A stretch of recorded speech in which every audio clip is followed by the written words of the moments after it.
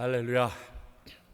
우리가 오늘 살펴볼 성경의 인물은 사도 요한입니다. 세례 요한이 아니라 사도 요한이 됩니다.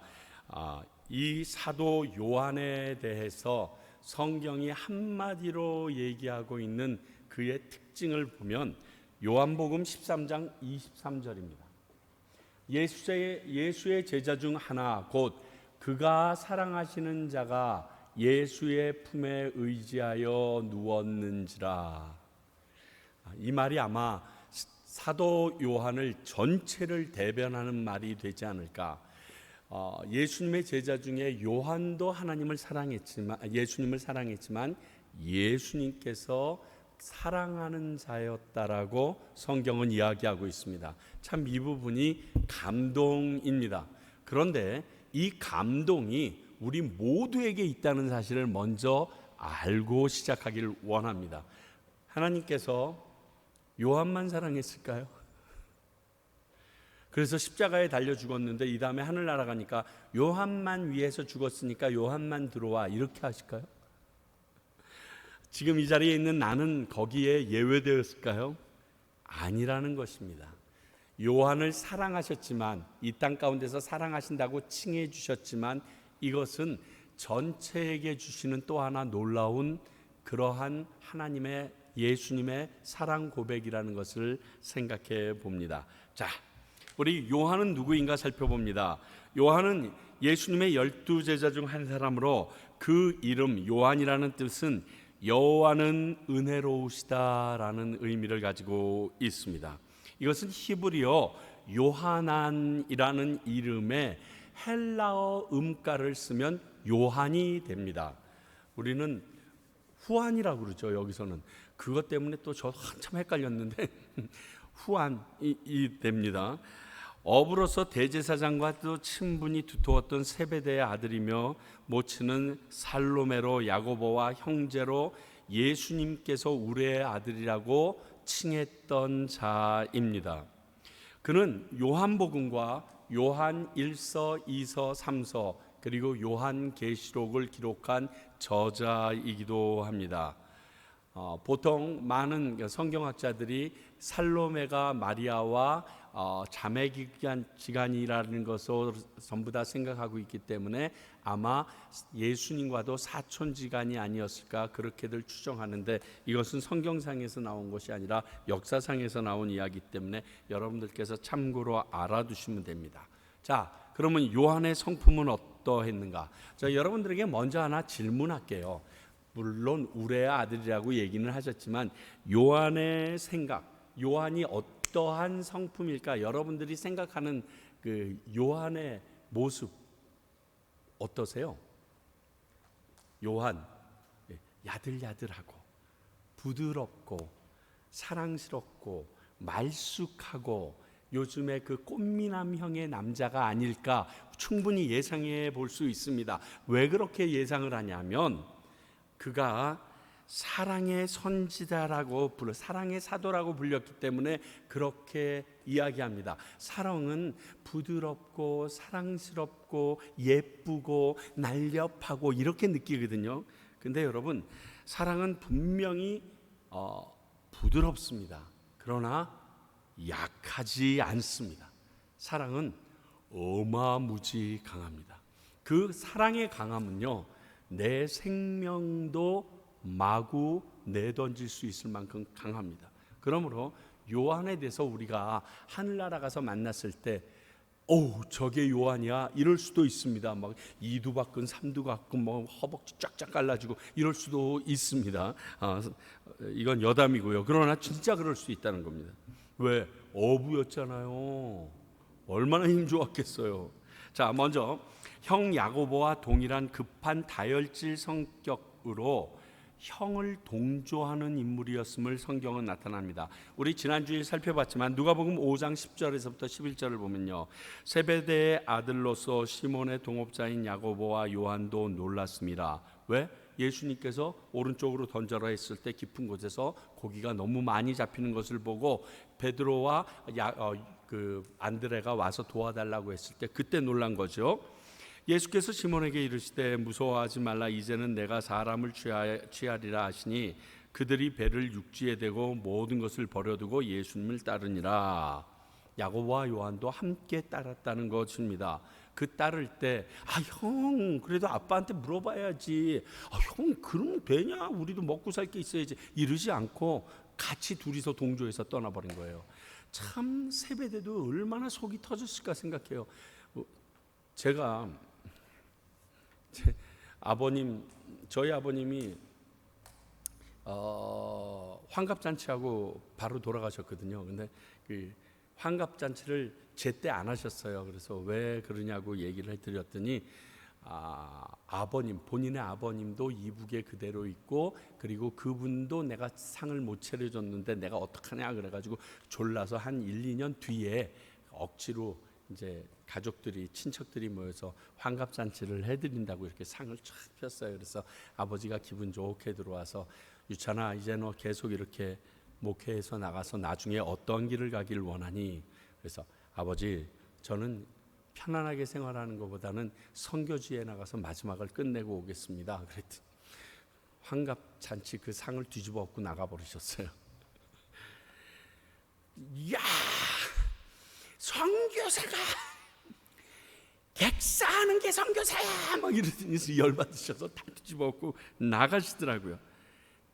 저희 아버지의 저 모습을 보면서 야, 정말 우리 아버지가 예수님이 불렀으면 요한처럼 변할 수 있었던 사람인데 그걸 못 견뎌서, 왜냐하면 그렇게 하고 끝난 게 아니라 제가 분명히 성질이 더럽기 때문에 나가서 선교지 할 것 같다고 저 몰래 제가 돌아오면, 선교지 갔다 돌아오면 객사하지 말라고 조그만 아파트를 사놓으셨더라고요. 그걸 또 어머니가 냉큼 말하는 바람에 그거 팔아치워가지고 미국에서 열심히 썼지 또. 그러니까 제가 보면서 성격이 참 급한 것이 무조건 나쁜 것만은 아닌데 결정하는 것이 조급하여 다른 사람들에게 불편을 줄 수는 있겠구나 하는 생각이 들어요. 여기에서 똑같은 상황이 나옵니다. 좀 말리거나 둘 중에 하나가 좀 브레이크를 잡아줘야 되는데 같이 달려버리니까 예전에 하영조 목사님이 하영인 선교사님 옆에 저를 딱 놓으면서 우리 용인이 정신없이 뛰니까 제가 물불을 안 가린다, 최 목사가 좀 브레이크 좀 잡아라 그랬는데, 대만에서 둘이 비 맞으면서 막 뛰는 걸 보더니 오셔가지고 하용조 목사님도 그 비 맞으시면서 입이 돌아가셨어요. 와가지고 야, 너는 제 브레이크 잡으라고 그랬더니 뒤에서 발전기를 돌리고 앉아있니 그러더라고요. 야, 안 되더라고요. 그런데 그 마음이 이해가 돼요. 그러면 하나님의 일을 하는데 또 다른 에너지가 되는 것도 볼 수 있기 때문에 그렇습니다. 요한이 그런 모습이 있었어요. 그리고 누가복음 9장 53절 54절을 보면요, 이렇게 우리가 지난 주일 야고보 때문에 봤죠. 예수께서 예루살렘에 향하여 가시기 때문에 그들이 받아들이지 아니하는지다. 제자 야고보와 요한이 이를 보고 이르되 주여, 우리가 불을 명하여 하늘로부터 내려 저들을 멸하라 하기를 원하시나이까? 사마리아 불살라버리겠다는 거죠. 내가 통과하는데 통과 못하게 했다고. 형인 야고보의 이상의 급한 성격의 소유자이며 사랑이나 자비라고는 전혀 찾아볼 수 없는 게 이 요한의 첫째의 모습입니다. 예수님을 처음 만났을 때 모습은요, 사랑은 찾을 수가 없어요. 아니, 자기 그 땅 못 지나가게 했다고 그 도시를 불살라버리겠다는 게 이게 제정신입니까? 이게 말이 안 되는 인생인데, 그런 인생이 형이 얘기해도 형 그렇게 말하면 안 되지 해야 되는데 옆에서 맞아요, 불이 아니라 유황불로 하죠 지금 이러고 앉아 있었을 거예요. 이게 이 요한의 첫 모습입니다. 또 그것이 끝이 아닙니다. 누가복음 9장 38절에서 40절을 보면요, 그는 무조건 적 아니면 아군이에요. 둘밖에 없어요. 다른 말로 이걸 분리주의자라고 합니다. 누가복음 9장 38절에서부터 40절입니다. 요한이 예수께 여짜와 선생님, 우리를 따르지 않는 어떤 자가 주의 이름으로 귀신을 내쫓는 것을 우리가 보고 우리를 따르지 아니함으로 금하였나이다. 예수께서 이르시되 금하지 말라. 내 이름으로 의탁하여 능한 일을 행하고 즉시로 나를 비방할 자가 없느니라. 우리를 반대하지 않는 자는 우리를 위하는 자니라. 그러니까 다니다 보니까 예수님의 이름이 너무너무 유명해졌어. 그래서 이 예수님의 이름을 팔아가지고 귀신 내쫓는 사람이 있는 거예요. 여러분 그렇습니다. 우리 그 귀신을 내쫓거나 축사를 할 때 우리가 제일 많이 사용하는 게 예수님의 이름입니다. 나사렛 예수 그리스도의 이름으로 내게 구주자 명하노니 이렇게 하고서 시작하거든요. 보통 이게 한국 사람들만 이렇게 하는 게 아니라 Jesus name 뭐 이러면서 영어도 그렇게 하고요. 히브리 사람들도 지금 유대인들도 동일하게 이 축사의 과정이 있는데 동일하게 하나님의 이름을 써서 이 일을 행합니다. 그리고 예수 이름에는 귀신들이 견디지 못하고 떠나는 건 사실이에요. 그러니까 나중에 그 마음에 믿지 못하는 사람이 있을 때 내가 바울도 알고 예수도 알지만 넌 누구냐 하고 뒤집어 엎은 놈이 있지만 정말 예수 그리스도의 이름만 들으면 그들이 진짜 자신이 없이 도망가거든요. 그런데 이러한 일들이 종종 일어난 거예요. 그 지나가다가 요한이 보니까 사람들이 많이 모여 있는데 와 뭐 난리가 난 거예요. 그래서 쓱 가보니까 예수님의 이름으로 축사를 해서 귀신을 내쫓아서 인기가 막 얻어지니까 가서 얘기해. 내가 예수님이랑 친한 사람인데 너 누구냐? 너 얼굴도 모르고 우리 제자들 중에 70명 중에도 안 속하는데 너 왜 예수 이름으로 귀신 내쫓았자? 다시는 예수님 이름 쓰지 마. 그거 로얄티 되게 비싸. 뭐 이렇게 해놓은 거예요 지금. 근데 예수님이 야야야야야 내 이름으로 귀신 쫓았으면 나를 귀신 내쫓으면 나 맞아 나를 비방하지 못해. 그리고 너 알아야 돼. 반대하지만 않아도 돼. 내가 사역하는 거에 반대만 안 해도 돼. 난 이 말에 굉장히 동감합니다. 사역할 때요 진짜 나한테 박수 쳐주지 않아도 되고요. 나한테 이거 하라고 돈 주거나 그 시간 안 줘도 돼요. 방해만 안 했으면 좋겠어. 그냥 그거 하도록. 그래도 난 참 좋겠더라고요. 똑같아요. 그 말씀을 하셨어요. 앞서 사마리아의 마을을 향한 말도 이와 비슷한 내 편과 적을 구분하는 성향이 강한 성품을 가지고 있어요. 이런 사람들이 있습니다. 어떤 일을 흑백으로만 정리하는 거예요. 저도 약간 그런 성향이 있다고 저희 아내가 얘기합니다. 당신은 왜 이렇게 극단적이야? 아니면 죽어? 뭐 이런 식으로 막 이렇게 얘기하니까요. 여러분 인생은 전쟁터가 아닙니다. 세상은 이 인생은 전쟁터라고 말합니다. 그 세상의 말은 거짓입니다. 속으면 안 되므로. 그러므로 우리의 적은 오직 하나 마귀 사탄밖에 없습니다. 우리 주변에 있는 모든 인생은 예수 그리스도의 피로 말미암아 구원받을 수 있는 하나님의 거룩한 존재들입니다. 이걸 기억하고 우리가 살아야 돼요. 근데 성질나면 이럴 수 있죠. 그러나 이것을 잊지 않고 우리가 사는 것이 너무너무 중요합니다.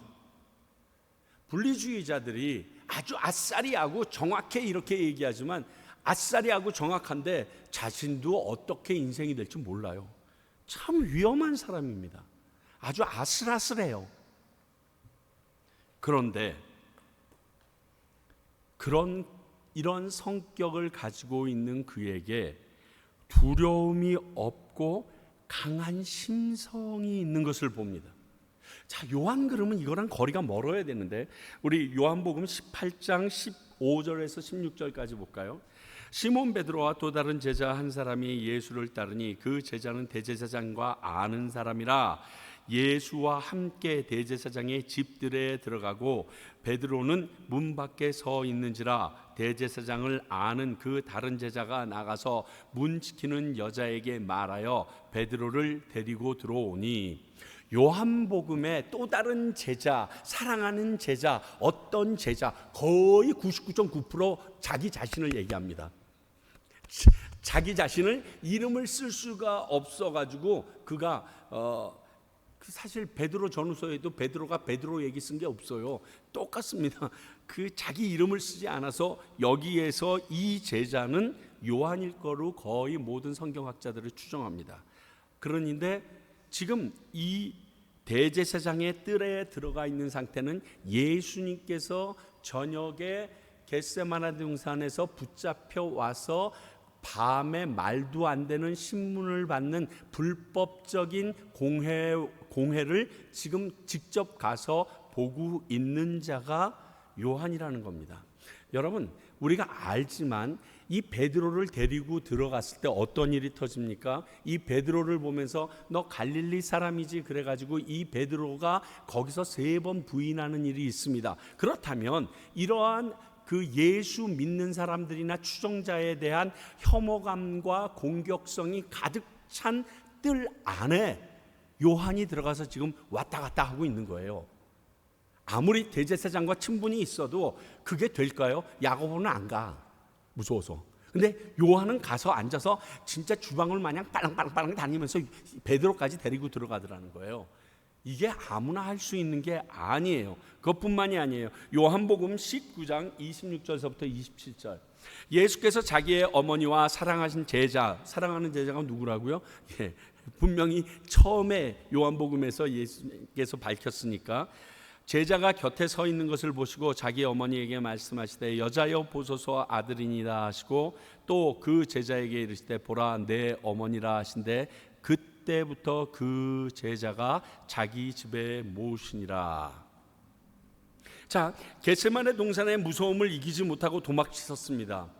분명히 써있죠. 혼이불만 덮고 있다가 홀라당 벗고 도망친 놈이 있다. 그거 자기 얘기입니다. 그렇게 빨가벗고 도망쳤던 그 사도 요한이 지금 어느 사도보다도 먼저 예수님에게로 다시 돌아와 있다라는 사실 보이십니까? 바로 그날 저녁에 대제사장 집에 가서 예수님 옆에 붙어 있습니다. 예수님이 재판받던 대제사장의 집에 들어가 있었으며 예수님께서 십자가에 달리신 현장에도 있었던 유일한 제자가 이 사도 요한입니다. 이거는 뭐 빼박이에요. 너무 확실해요. 모든 사도 가운데서 오직 요한만이 십자가의 예수님을 직접 지켜보고 있었어요.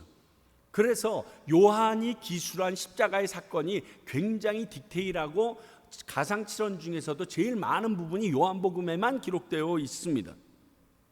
예수님의 적들이 악의에 찬 독서를 내뿜고 있습니다. 야, 네가 하나님의 아들이거든 내려와 봐라. 침뱉고 모독하고 많은 사람들이 야유를 보내고 있는 그 가운데 예수님의 제자로서 서 있는 요한의 모습을 한번 여러분들이 상상하십시오. 여러분 가능하시면 그 요한의 자리에 여러분들이 한번 지금 들어가서 서 계셔 보십시오. 자, 십자가에 지금 누워 박혀 있는 예수님의 모습을 내가 보고 있습니다. 내가 너무 사랑하는 나의 스승님입니다. 그 예수님에게로 다가가려고 그러니까 뒤에서들 얘기합니다. 야, 가위바위보해 뭐 하면서 예수님 옷 짜게 놀립니다. 그리고 저쪽에서는 술 취한 듯한 놈이 와가지고 야, 너 하나님의 아들이면 내려와봐 자식아 뭐 그러고 난리를 칩니다. 위에 십자가 둘 쪽에 있는데 한쪽에 있는 놈은 야유하고 있습니다. 근데 그 모습 가운데서 그대로 그 십자가 앞에 그 예수님 앞에 서 있는 것이 여러분 애지간한 용기 아니면 안 됩니다. 한번 제가 오늘 이 요한을 묵상하면서 그 시대에 그 장소로 내가 들어가 있다라고 하면 아마 십자가가 멀끔한 채 보이는 저쪽 끝에서 혼자 바위 뒤에 숨어서 웅크리고 앉아서 진짜 누가 영화의 주인공처럼 으악하고 소리 날까 봐 아마 이렇게 하고 울고 있었을지도 모르겠어요. 왜? 아니 죄인이 죽는데 너 왜 울어? 너 어떤 놈인데 뭐 이럴까 봐 무서워서. 너무 멋있지 않아요?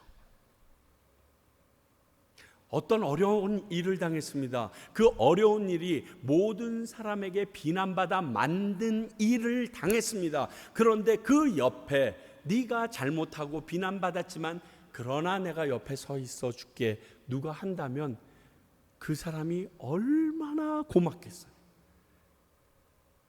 지금 그 모습으로 예수님 옆에 있습니다. 당연히 어머니를 맡길 사람이 그밖에 없어요. 더 기가 막힌 건요, 예수님께서 마지막 하신 말씀을 들은 제자도 요한이에요. 요한을 바라보시면서 자기 어머니 마리아를 부탁합니다.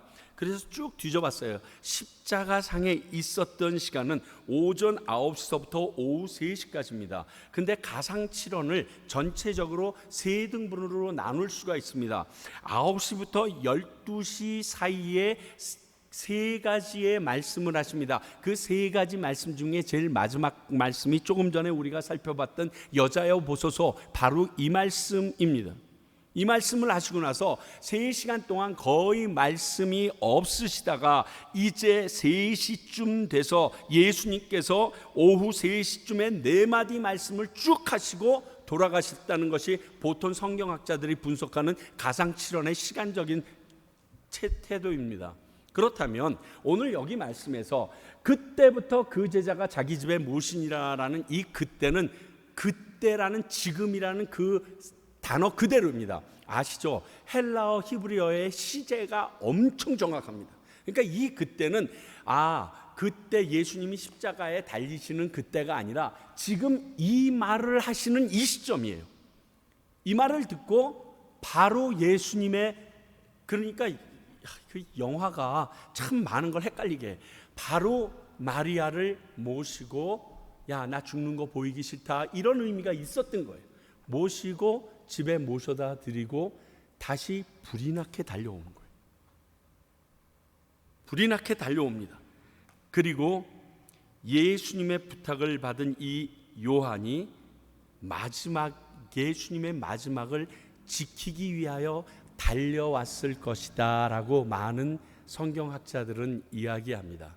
저도 거기에 조금 무게를 싣습니다. 안 그러면 자기 아들이 죽는 모습을 어머니가 제정신으로 볼 수 없었기에 그 마리아의 어떠한 행동이나 형태에 대하여 성경은 기록으로 남겼을 것이라는 생각이 있거든요. 근데 그 부분이 전혀 없는 것으로 봐서 충분히 설득력이 있다라고 생각합니다. 어찌됐든 상관이 없습니다. 왜냐하면 오직 요한만 기록합니다. 내가 목마르다, 또 다 이루었다, 이 이야기를 요한만 기록합니다. 뿐만이 아니라 마지막 옆구리에 창을 찔려서 물과 피를 다 흘렸다는 사실도 요한만 기록하고 있습니다. 거기다가 요셉과 니모데오가 장사 지낸 그 모든 모습에 대해서도 요한만 기록하고 있습니다. 그래서 이런 것을 봤을 때 요한이 예수님의 제일 마지막 끝, 돌아가신 그 순간, 돌아가시고 나서 장례 치르는 그 모든 과정까지 옆에서 본 사람이 요한일 것이다 라고 많은 사람들이 추정합니다. 대부분의 M복음서를 통하여서 이제 마가복음, 누가복음에서 이 나머지 부분들을 좀 기록하고 있는 부분이 하나 있는데, 내 영혼을 주께 맡기나이다가 제일 마지막, 그게 그 한마디가 더 있는데 그 이상의 실제적인 묘사는 요한 외에 기록하고 있는 사람이 없기 때문에 이렇게 생각합니다. 이렇게 요한은요, 용감하였으며 최후까지 예수님을 사랑함으로 그분 옆에 있었습니다. 여러분, 진짜 누군가를 사랑한다라면 이렇게 됩니다. 이럴 수 있습니다. 내 사랑하는 사람 옆을 끝까지 지킬 수 있는 것은 제일 사랑하는 사람이 지킵니다. 내가 예수님을 진정 사랑한다면 우리도 예수님이 어떤 상황에 있든지, 아니요, 말을 바꾸죠. 우리가 예수님을 믿는다라고 어떠한 핍박과 어려움이 있어도 이 요한처럼 그 자리에 있는 것을 부끄러워 아니하고 담대하게 나가 있을 거라는 사실입니다. 그렇잖아요. 누가 내가 내 어머니 아버지를 너무 부모님을 사랑해요. 근데 부모님에 대해서 욕하는데 그 욕하는 사람이 강호동처럼 힘이 좋고 아무리 그래도 못 참지요. 들이받아야죠. 왜? 그 사람이 아무리 커도 안 보여요. 뭐 때문에? 내가 사랑하는 그 사람에게 내가 잡힌 바 되면 그 상대방이, 그 상황이 아무리 힘들고 어려워도 냉철하게 생각해서 이거 안 됩니다. 사랑은요, 이성적이 아닙니다. 합리적이지 않습니다. 기억하십시오. 사랑하면서 예수님을 만난다는 것이 이성적이고 그리고 합리적일 거라는 착각은 버리세요. 진짜 사랑은요, 우리 안에서 진짜 말도 못하는 엔돌핀이 솟구쳐가지고요, 모든 상식을 다 뒤집어 엎습니다. 우리 상식대로 행동하지 못하게 합니다. 생각해 보세요. 그 절벽 위에 꽃을 왜 따라 올라가? 그냥 저기 가가지고 화원 가서 하나 사가지고 그거 한 개면 여기 한 30개 사다 주면 되지. 아니에요. 또 저 별 따라달라고 그러면 진짜 내가 해볼까 모를까. 별을 어떻게 따와요? 비상식적이라니까요. 하루 종일 그 여자랑 밤새 얘기해놓고 헤어지면서 얘기하잖아요. 우리 할 말 다 못했는데 우리 내일 또 만나서 얘기하자. 이게 사랑이에요. 그 사랑 안에 나도 모르는 어마어마한 용기가 있는데, 오늘 요한의 모습이 바로 예수님을 진정 사랑했기 때문에 이 일이 일어난다는 거예요. 내가 진짜 중요하게 여기는 것이 거기에 있음을 알기 때문에 목숨을 걸고 그것을 사수하는 어떤 사람의 모습과 동일합니다. 거기다가요, 또 예수님이 부활하셨다는 말을 듣고 가장 먼저 물려면 달려간 사람도 요한입니다. 요한복음 20장 3절에서 5절. 베드로와 그 다른 제자가 나아가서 무덤으로 갈새 둘이 같이 다름질하더니 그 다른 제자가 베드로보다 더 빨리 달려가서 먼저 무덤에 이르러 구부려 세마포 놓인 것을 보았으나 들어가지는 아니하였더니, 약간 얘가 무서워하는 게 있긴 있어요. 그런데 먼저 뛰어갑니다. 자, 당연합니다. 아무리 믿을 수 없는 말입니다. 예수님이 부활하였다는 말도 믿을 수 없고, 이 팩트의 사건을 보면 예수님이 시신이 사라졌다고 얘기합니다. 막달라 마리아가 와서. 그런데 그 얘기를 듣고 뛰어갑니다. 자, 내 사랑하는 사람의 시신이 없어졌어.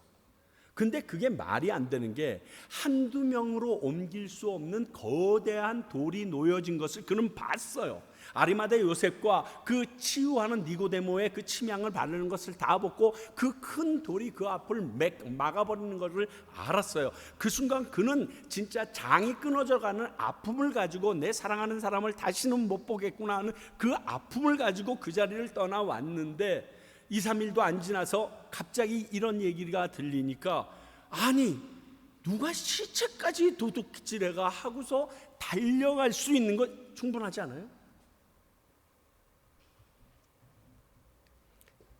뭐 그런 일은 없겠지만 이렇게 결혼해서 살다가 아내가 먼저 죽었습니다. 남편이 먼저 죽었습니다.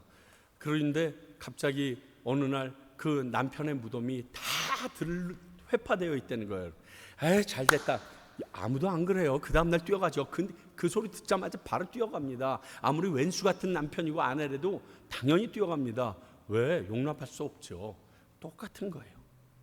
사랑하니까, 내가 귀히 여기는 사람이니까, 그 누구보다도 중요하니까 이렇게 반응합니다.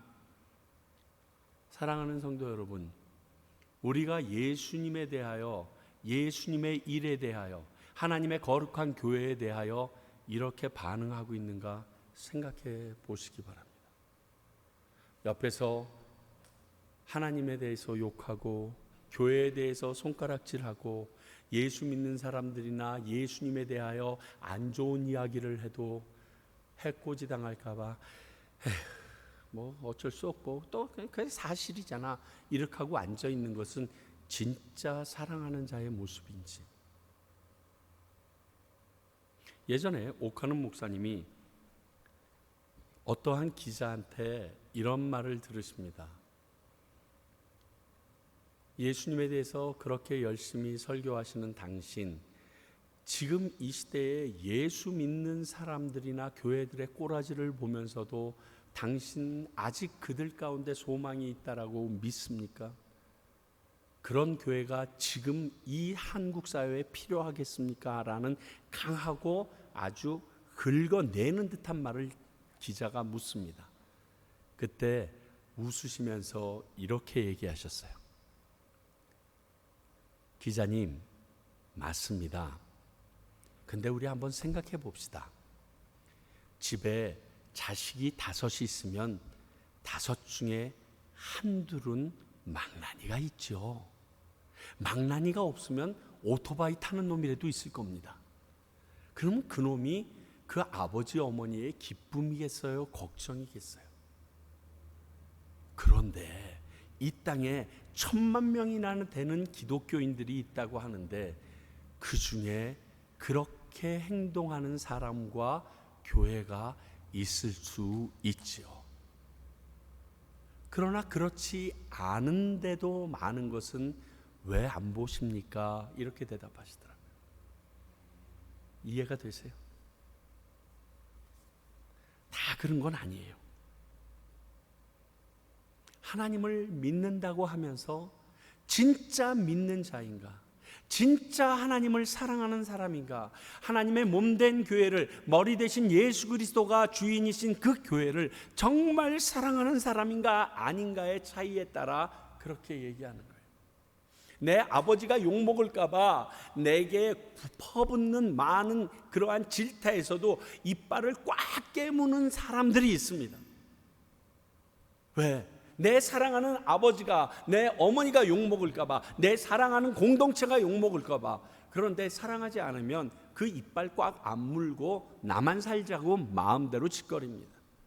그런 일들이 일어날 수 있다는 거예요. 우리의 삶에 누가 제일 중요합니까? 누구를 진짜 사랑합니까? 그 모습이 아무리 어려운 상황에서도 요한 같은 하나님의 제자를 일어나게 만들었습니다.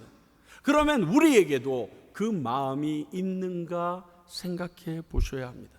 자, 이제 30년이나 됐습니다. 우리 평강교회 30년이나 됐는데 평강교회를 얼마나 사랑합니까?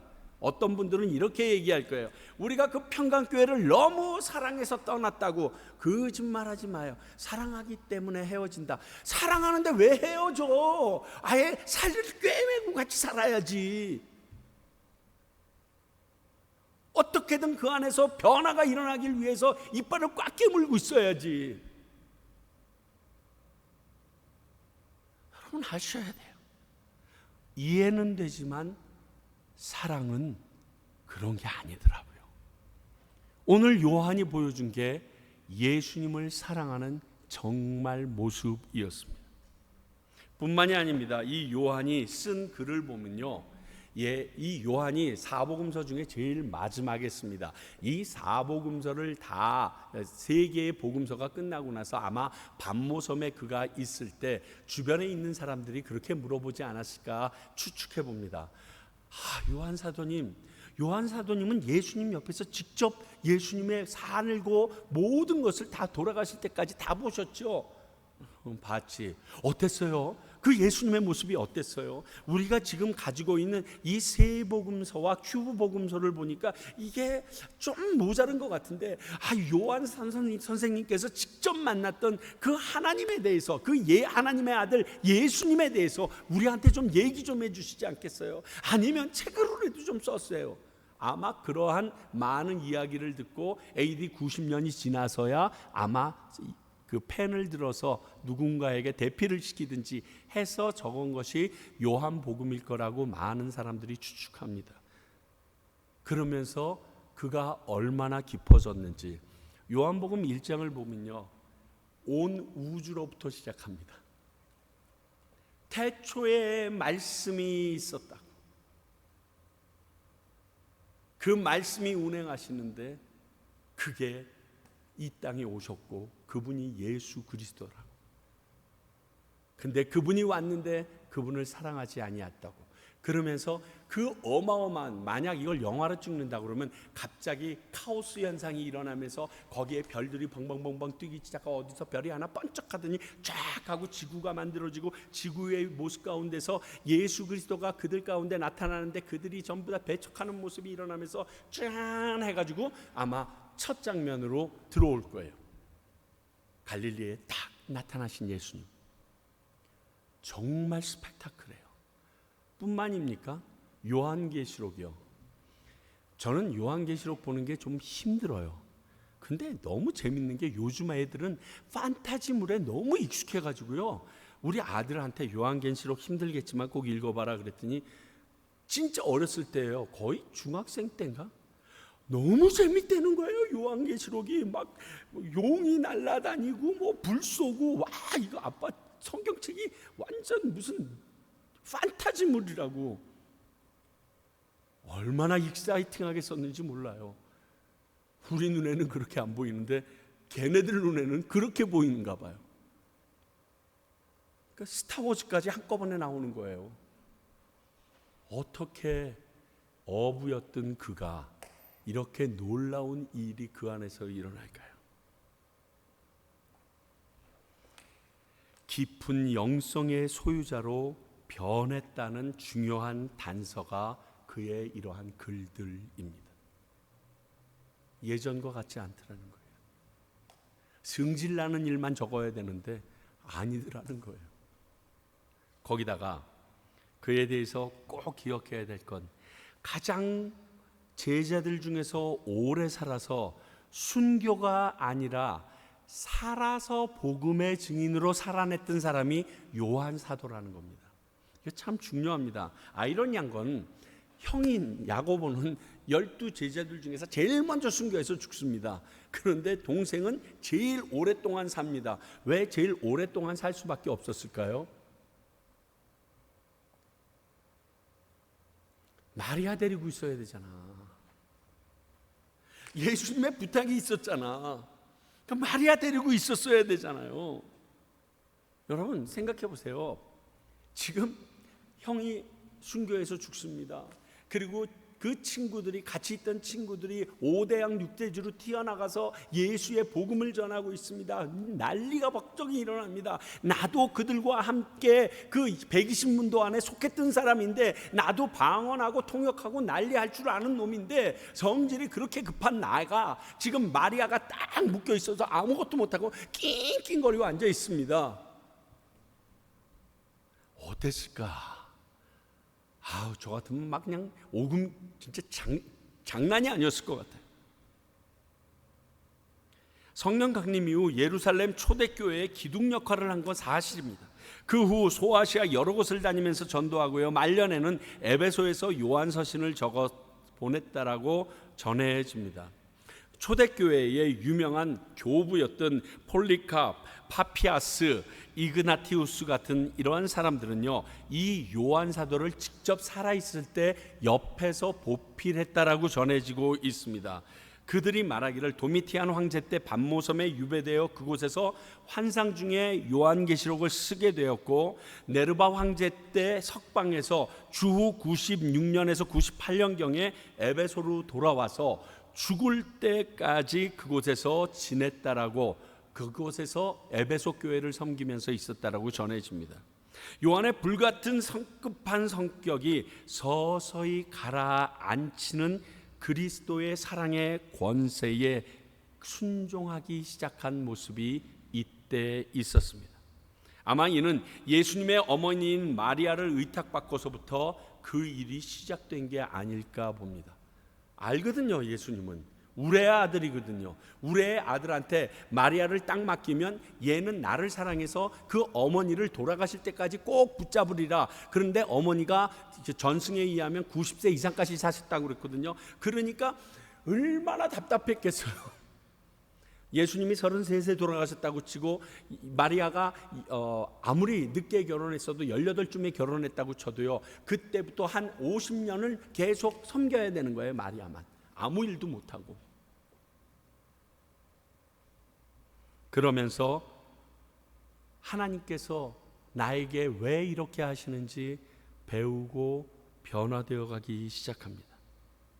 그렇습니다. 사람이 변하는 것은요 어렵다고 합니다. 그래서 우리 사람 변하면 죽는다라고 정신 차리라는 유머까지 있습니다. 그러나 성경은 예수 그리스도 안에서 변하는 사람들을 일부러 들춰내서 우리에게 보여주고 있다는 사실을 기억하셔야 합니다. 그렇습니다. 우리가 기억해야 할 것은요, 내가 사람을 변화시키는 게 아니에요. 내가 노력해서 그 사람을 변화시킬 수 없어요. 그런데 내가 노력해서 그 사람을 변화시키려고 하다가 더 이상 안 변화되면 말종이니 더 이상 이 사람은 인생이 될 수가 없나느냐고 직인을 콱 찍어버립니다.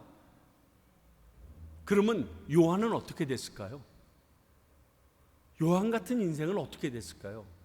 나중에 나 배우겠지만 도마 같은 인생은 어떻게 하란 말입니까? 그러므로 나의 노력으로 인한 좌절이나 포기는 큰 교만입니다. 왜? 하나님이 아니라 내가 해보려고 했던 교만입니다. 물론 우리 한 사람 한 사람을 통해서 하나님께서 그 일을 행하십니다. 그러나 내가 그 사람과 접근해서 그 일을 이루었어도 그 일을 이루신 것은 내가 아니라 하나님이십니다. 이걸 잊어버리면 안 돼요. 사람은 사람을 변화시키기 어렵습니다. 저 사람의 삶을 보니까 내가 이렇게 살면 안 되겠어 라고 생각하게 하는 것도 하나님께서 그 사람의 모습을 통하여 가장 깊숙한 부분을 건드려 주셨기 때문에 가능한 것입니까? 그때 처음 보고 그랬을까요? 옛날에도 봤어요. 근데 그 순간에 와서 바뀌는 거거든요. 제가 이 얘기를 왜 드리냐면요, 이것만 기억해도 교회는 달라집니다. 내 인생은 달라집니다. 어마어마하게 변화됩니다. 여러분, 이걸 하셔야 돼요. 이것만 우리가 기억해도 저 사람은 예수 그리스도만 만나면 바뀔 것이라는 이 사실 하나만 믿고 있어도요, 우리 주변에 대한 사람들에 대해 모든 공동체에 대한 관계 싹 바뀝니다. 하나님 믿으세요. 날 믿지 말고 내 노력을 믿지 말고 하나님을 믿으세요. 성령님을 믿으세요. 예수님의 역사하심을 믿으세요. 그게 중요해요. 자, 사랑의 사도라고 부릅니다. 그러면 요한이 말하는 그 사랑은 무엇인가 잠깐 정리해 보겠습니다. 이 사랑의 사도라고 별명을 얻었기 때문에 그가 알고 있는 사랑, 제일 큰 것은 예수님은 우리를 사랑하신다는 사실이죠. 요한복음 3장 16절 그렇잖아요. 예수님은 우리를 사랑하고 계시다라는 그 사랑을, 그 사실을 전하기 위하여 노력한 게 바로 요한입니다. 그래서 하나님은 사랑이시라 이렇게 얘기합니다. 제가 7월 달쯤에 저희 교회를 방문해 줄 권혁빈 목사님이라는 분이 계십니다. 이 목사님이 쓰신 책 중에 삼위일체 하나님이라는 단어를 어떻게 정의하시는가 봤더니 사랑의 하나님으로서 삼위일체 하나님을 증명할 수 있다 이렇게 되어 있어요. 삼위일체는요, 과하게 얘기해도 이단이 되고요, 얘기 안 해도 이단이 됩니다. 그래서 될 수 있으면 단상위에서 삼위일체 하나님에 대해서 설교하는 거나 설명하는 것이 되게 어렵습니다. 근데 그 목사님께서 사랑을 신학으로 푼다라는 그 책을 통하여 우리에게서 얘기해 주신 걸 들으면서 제가 와, 그렇다라고 느꼈어요. 사랑은요, 사랑하는 주체자가 있어야 됩니다. 그리고 사랑을 하는 대상이 있어야 됩니다. 그렇죠, 여러분? 사랑하는 주체자와 대상이 있어야 되는데 하나님은 사랑이시다라고 선포를 해놨습니다. 그러면 하나님은 사랑이시다라고 얘기하는 부분이 우리를 창조하신, 피조물을 창조하신 이 이후부터 그분의 성품이 되었을까? 아니면 우리를 창조하시기 이전부터 그분이 이 성품을 갖고 있었을까를 생각해 보면 하나님은 그 자체로 완전하세요. 그러므로 하나님은 사랑이시다라고 얘기하는 것은 이미 하나님께서 존재하는 그 순간부터, 계시 이전부터 그분은 완전하셨어요. 그러므로 그 안에 주체자와 대상이 함께 거할 수밖에 없는 공동체 운명을 가지고 있었는데 그게 삼위일체의 인격 속에서, 위격 속에서 이루어질 수밖에 없었다. 그러므로 하나님은 사랑이시다는 것은 피조물이 생기기 이전부터 하나님 안에서 이미 완전체로 이루어지고 있었던 것이다 라고 설명을 하는데, 제가 이렇게 책을 읽으면서 야, 이 설득력이 있구나. 그걸 요한이 알았던 거예요. 그래서 하나님은 사랑이시다라고 뻥 하고 선포를 합니다. 그 사랑이신 하나님께서 예수님은 우리를 사랑하시기 시작하신 겁니다. 하나님만 있어도 이 땅은 문제가 없어요. 하나님은 아무 상관이 없으세요. 너무 잘 살고 계셨어요. 그런데 우리 인간을 창조하시고 나서 인간과의 관계 속에서 그분이 사랑을 나누기 시작하십니다. 그런데 먼저 우리를 찾아와서 사랑해 주셨다라고 기록합니다.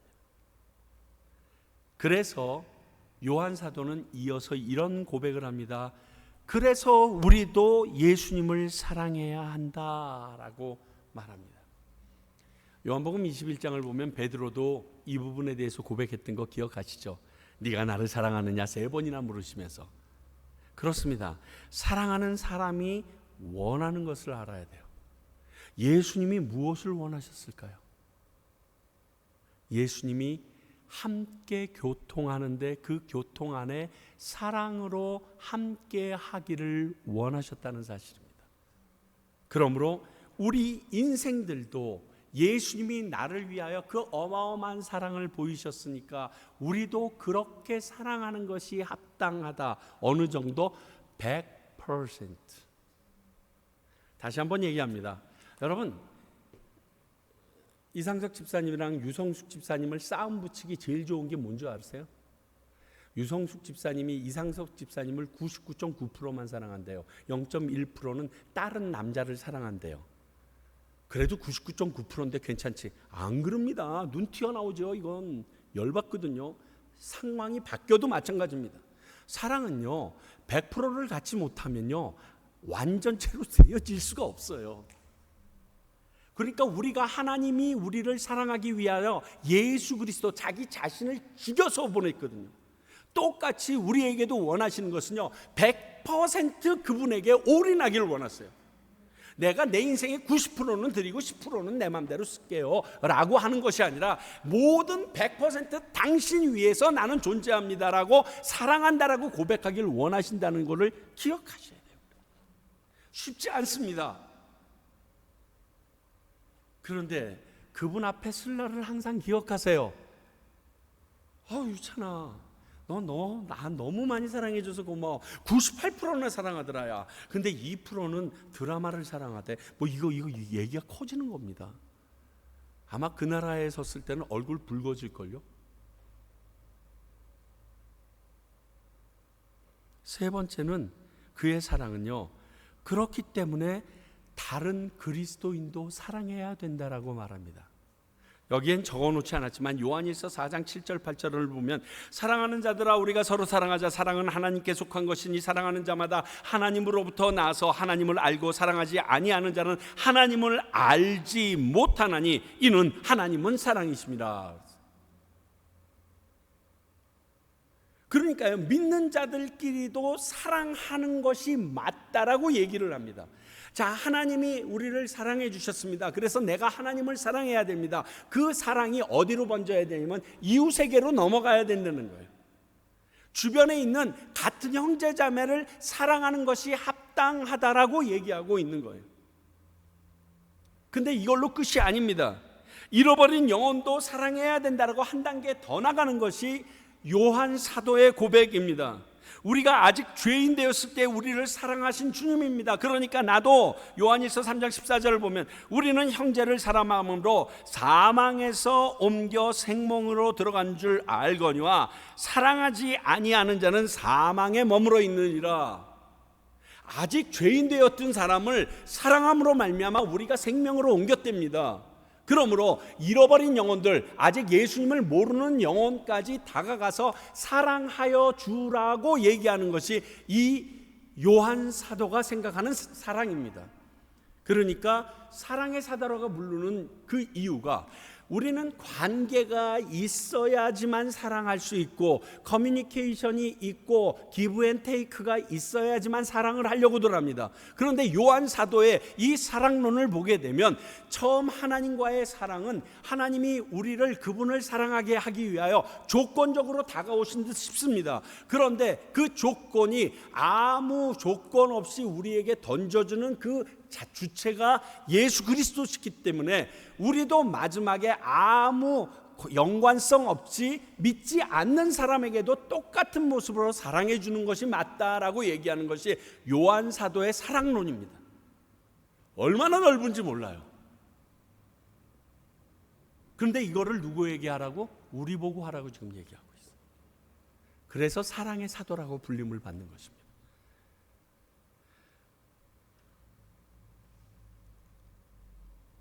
제가 말씀을 이게 준비하면서 요한의 변화를 통해서 배우는 게 먼저는 사랑받기 위해서는 사랑의 주님과 깊이 교제가 있어야겠구나. 하나님이 나를, 예수 그리스도가 나를 사랑한다는 것을 그의 이 연애 편지 안에서 찾아내야 돼요.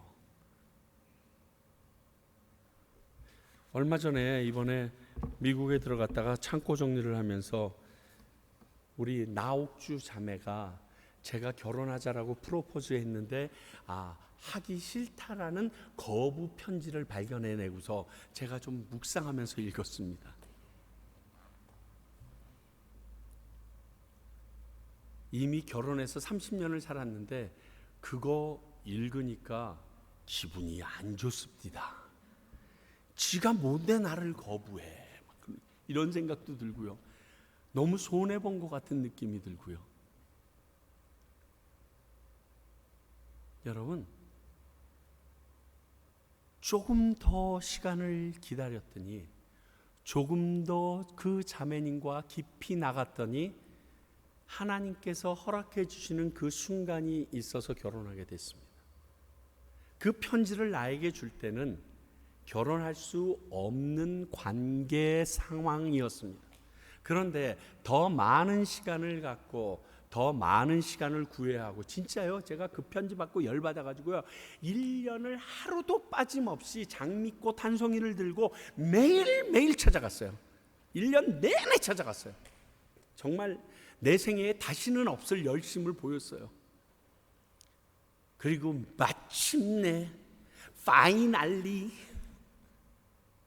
그게 관계입니다. 그게 형성되는 사랑의 관계입니다. 사랑받기 위해서는 사랑의 주님과 깊이 교제해야 됩니다. 왠지 아세요? 내가 그 사랑을 받지 않으면요 다른 사람을 사랑할 수 없기 때문에 그렇습니다. 그 예수님의 아무 조건 없는 전적인 희생의 사랑을 내가 경험하지 못하면 나도 꼭 세상에서 너 100점 맞으면 사랑해 줄게 하는 이따우 소리 하는 것처럼, 너 돈 많으면 내가 너를 사랑해 줄게, 나에게 좋은 백 사주면 사랑해 줄게, 이따우 소리나 하게 된다고요. 근데 예수님의 그 엄청난 사랑을 경험하면 똑같은 마음으로 네가 나에게 아무것도 안 해줘도 나는 너를 사랑해 줄게 라고 그 사랑을 배워서 다른 사람에게 사랑할 수 있기 때문에 예수님과 깊은 교제 가운데 그분의 사랑을 내가 받는 것이 너무너무 중요합니다.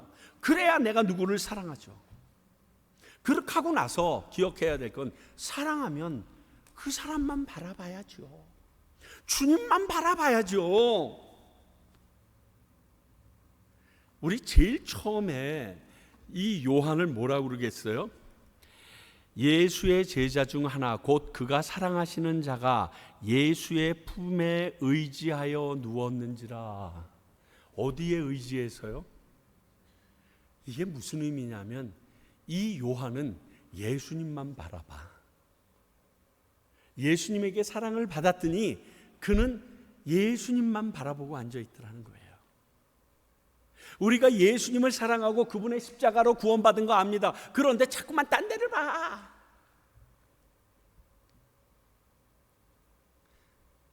영적인 사팔뛰기야.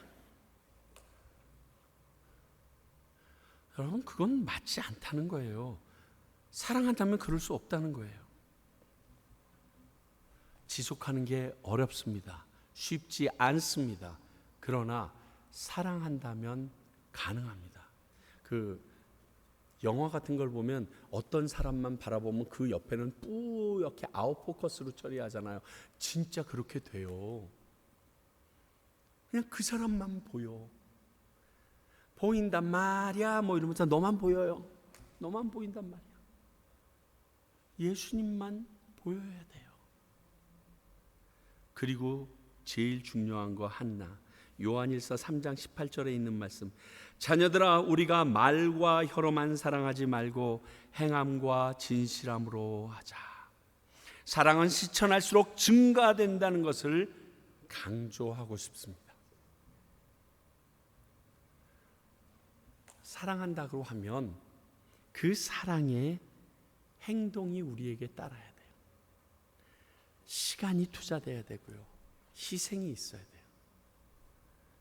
여러분, 교회 정말 사랑한다는 사람 보면요, 딱 보면 알아요. 여러분들도 다 알아요. 교회 사랑한다는데 교회 예배 시간에 제대로 챙겨 나오지 못하고요. 그리고 그것뿐만이 아니라 그 교회에서 어떠한 시간이 필요하다고 그럴 때 자기 시간을 다 포기하고 나와서 교회에서 죽 때리고 앉아있고 헌금하기 위하여 그 교회가 필요하다고 그러면 그 난리를 치면서 모든 물질을 희생하면서 드리는 그 사람들은요, 여러분, 잘난 척하려면 왜 교회에다가 투자를 해요? 한인회에다가 투자를 해야지. 아무도 안 알아주는 것 같은 데다가 왜 투자할까요? 예수님을 믿거든. 진짜 믿으니까. 그러니까 그 사람이 진짜 교회를 사랑한다는 거 아는가 보는 건요, 아주 쉬워요. 죄송하지만 목회자의 입장에서 저분이 진짜 교회를 사랑하는구나 아니구나 정말 쉬워요. 정말 쉬워요, 여러분. 오늘 어떤 선교사님이랑 대화를 하면서 이런 얘기를 하더라고요. 사람이 목숨을 버리기로 하면 물질도 웃기지 않습니까? 뭐 이러시더라고요. 그래서 아닌데요. 목숨은 버려도 물질 안 버리는 인생들 정말 많아요. 여러분 아세요? 자기 목숨을 걷어가 내 목숨 바쳐서 주님께 충성을 할 수 있지만 내가 지금까지 벌어놓은 거는 건들지 말라는 사람 진짜 많이 봤어요. 저 목회하면서. 나는 죽을 수 있대요. 예수님이에요. 그런데 내가 모아놓은 이 돈, 건물 건들지 말라는 거예요. 진짜 목숨 벌 수 있는지 모르겠어요. 아니 진짜라면 목숨보다 돈을 더 사랑하는 거죠. 그런데 의외로 교회 안에서 열심히 사역하는 사역자들 안에서, 재직들 안에서 엄청 많아요. 깜짝깜짝 놀라요. 저는 그건 사랑 아니에요.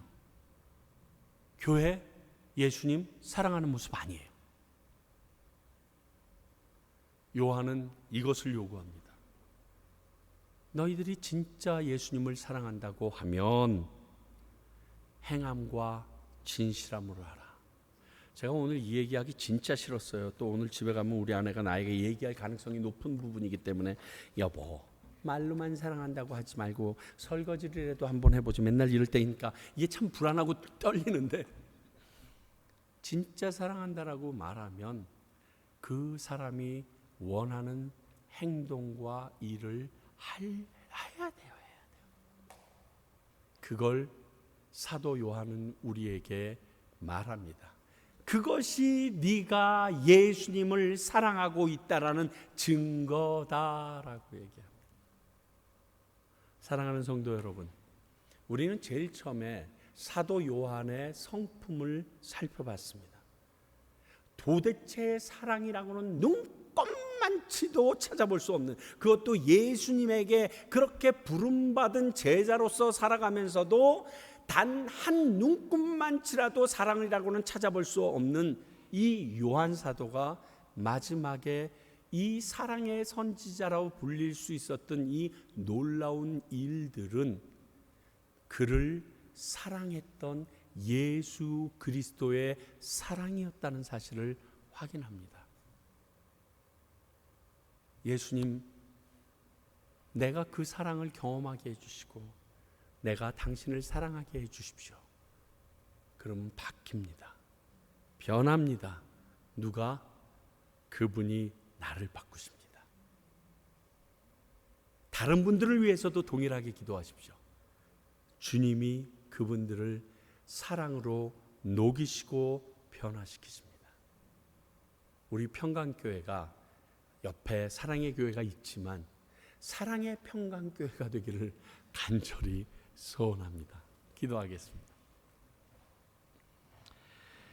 아버지 하나님, 오늘 사도 요한의 모습을 통하여 정말 그렇게 변하길 원하고 무엇보다도 예수님 사랑하는 것을 다른 것과 우선순위에 놓지조차 하지 않는 저희들이 되기를 소원합니다.